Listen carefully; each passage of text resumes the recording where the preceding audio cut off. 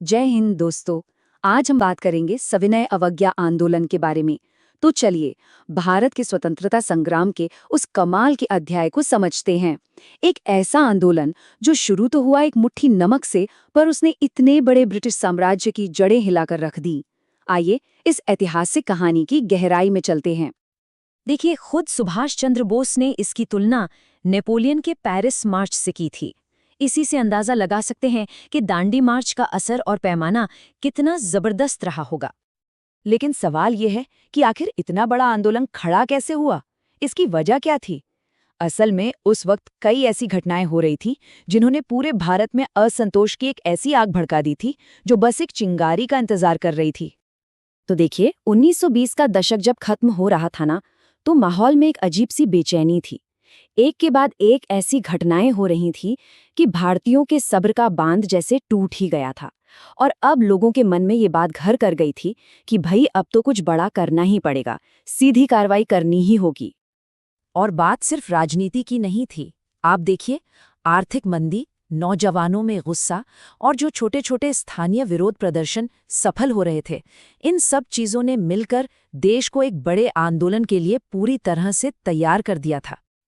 अब ऐसे गर्म माहौल में महात्मा गांधी को एक ऐसे प्लान की जरूरत थी जो पूरे देश को एक साथ जोड़ सके। और उन्होंने इसी प्लान को ब्रिटिश सरकार के सामने एक अल्टीमेटम यानी कि एक आखिरी चेतावनी के तौर पर पेश किया। ये अल्टीमेटम यंग इंडिया नाम के अखबार में छापा गया था। ये बेसिकली आंदोलन शुरू करने से पहले शांति से मामले को सुलझाने की एक आखिरी कोशिश थी। और यहीं पर गांधी जी की जो स्ट्रैटेजी थी ना, उसकी खूबसूरती देखने को मिलती है। उन्होंने जो मांगे रखी वो ऐसी थीं कि समाज के हर तबके को लगा कि अरे, ये तो हमारी बात हो रही है। बड़े बड़े उद्योगपतियों से लेकर खेतों में काम करने वाले गरीब किसानों तक सबको लगा कि ये उनकी अपनी लड़ाई है। क्या कमाल का मास्टर स्ट्रोक था ये। पर सोचने वाली बात है कि इतने सारे मुद्दे थे, तो फिर पूरे आंदोलन का जो मेन सिंबल था वो नमक जैसी मामूली चीज को ही क्यों बनाया गया? और यहीं गांधी जी की ब्रिलियंट सोच सामने आती है।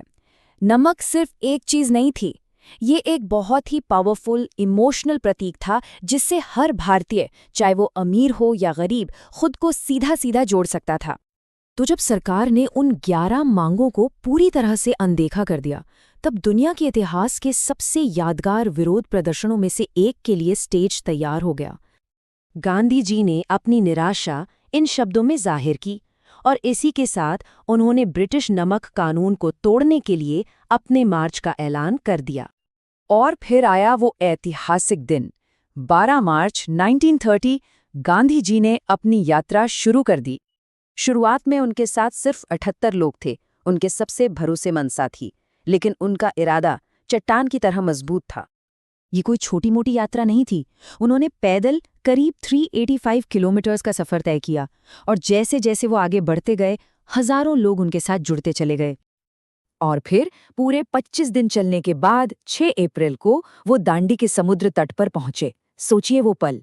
गांधी जी ने बस नीचे झुककर एक मुट्ठी नमक उठाया और बस उसी एक मुट्ठी नमक ने ब्रिटिश कानून को तोड़ दिया। ये एक इशारा था पूरे देश के लिए कि अब सविनय अवज्ञा आंदोलन शुरू हो चुका है। गांधी जी का वो एक कदम एक चिंगारी की तरह था। तो चलिए अब देखते हैं कि इस एक चिंगारी ने कैसे पूरे देश में विरोध की आग फैला दी। इस आंदोलन की सबसे बड़ी खासियत पता है क्या थी? इसमें समाज के हर वर्ग ने हिस्सा लिया और पहली बार खासकर महिलाएं अपने घरों की दहलीज लांघकर इतनी बड़ी संख्या में इस लड़ाई में शामिल हुईं। देश के एक कोने से लेकर दूसरे कोने तक, उत्तर पश्चिम से लेकर दक्षिण में तमिलनाडु तक, हर जगह भारतीयों ने अपने अपने तरीके से विरोध किया। इससे पता चलता है कि आंदोलन की पहुंच कितनी जबरदस्त थी। हालांकि 1934 में इस आंदोलन को रोक दिया गया, लेकिन आज़ादी की लड़ाई पर जो इसका असर हुआ वो बहुत गहरा था और हमेशा के लिए था। इसकी सबसे बड़ी विरासतों में से एक था इसका स्केल। अगर हम पुराने असहयोग आंदोलन से तुलना करें तो सविनय अवज्ञा आंदोलन ने किसानों, मजदूरों और खासतौर पर महिलाओं को बहुत बड़े पैमाने पर अपने साथ जोड़ा था। इस आंदोलन ने लोगों में देश के प्रति गर्व की भावना को कई गुना बढ़ा दिया। इसने अंग्रेजों को मजबूर किया कि वो कांग्रेस को एक बड़ी राजनीतिक ताकत माने और सबसे बड़ी बात, इसने भारतीयों के अंदर एक जबरदस्त आत्मविश्वास भर दिया। अब ये बात बिल्कुल साफ हो चुकी थी कि भारत की आज़ादी मिलेगी या नहीं का सवाल नहीं थी, बल्कि कब मिलेगी का सवाल थी। ये ऐतिहासिक लड़ाई हमें एक बहुत बड़ी बात सिखाती है कि छोटी से छोटा अहिंसक कदम भी अगर हिम्मत और एकता के साथ उठाया जाए तो वो बड़े से बड़े साम्राज्य को भी चुनौती दे सकता है। और ये बात हमें आज भी सोचने पर मजबूर करती है कि इन सिद्धांतों में आज भी कितनी ताकत है। ऐसी ही जानकारी के लिए सब्सक्राइब कीजिए ऑल कैन स्टडी को। Thank you. चलिए नेक्स्ट टॉपिक पे मिलते हैं।